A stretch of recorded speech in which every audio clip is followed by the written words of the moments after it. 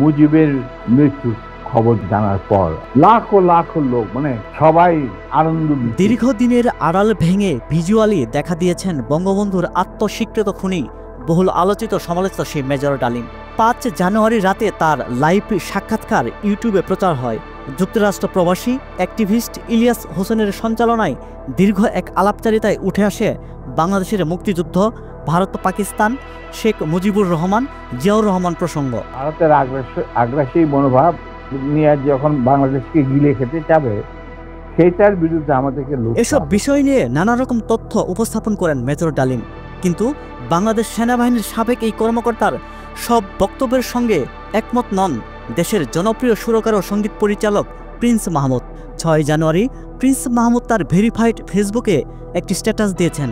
সেখানে এই শিল্পী লিখেছেন, দুঃখিত ডালিম সাহেব, প্রভুত্ব ফলাতে চায় না, ভারতের উপর রাগ আছে, কিন্তু পাকিস্তান ভালোবাসি না, এই জন্মে না। ভারতের আগ্রাসী মনোভাব নিয়ে যখন বাংলাদেশকে গিলে খেতে যাবে।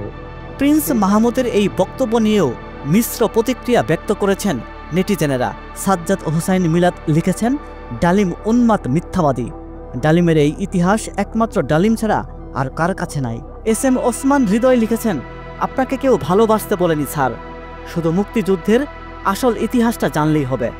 এমন অনেক মিশ্র মন্তব্য ভেসে বেড়াচ্ছে কমেন্ট বক্সে। ১৯৭৫ সালের ১৫ই আগস্টের হত্যাকাণ্ডের নেপথ্যের কারণ মেজর ডালিমের কাছে জানতে চান সঞ্চালক ইলিয়াস হোসেন। এ বিষয়ে মেজর ডালিম বলেন, খুবই স্পর্শকাতর প্রশ্ন, নিজের বাদ্য নিজে বাজানো যায় না। এরপর তিনি তার যুক্তি তুলে ধরে কথা বলেন। মুজিবের মৃত্যুর খবর জানার পর লাখো লাখো লোক সবাই আনন্দ মিছিল। দীর্ঘ আলাপচারিতায় মেজর ডালিম অনেক প্রসঙ্গে অবতারণা করেছেন, যা হয়তো এরই মধ্যে আপনারা শুনেছেন। তবে প্রিন্স মাহমুদের মতো চাচাসুলা ভাষায় কম মানুষই প্রতিক্রিয়া জানিয়েছেন। বৈষম্য বিরোধী আন্দোলনের সময়ে শেখ হাসিনার সমালোচনা করেছিলেন এই প্রিন্স মাহমুদ।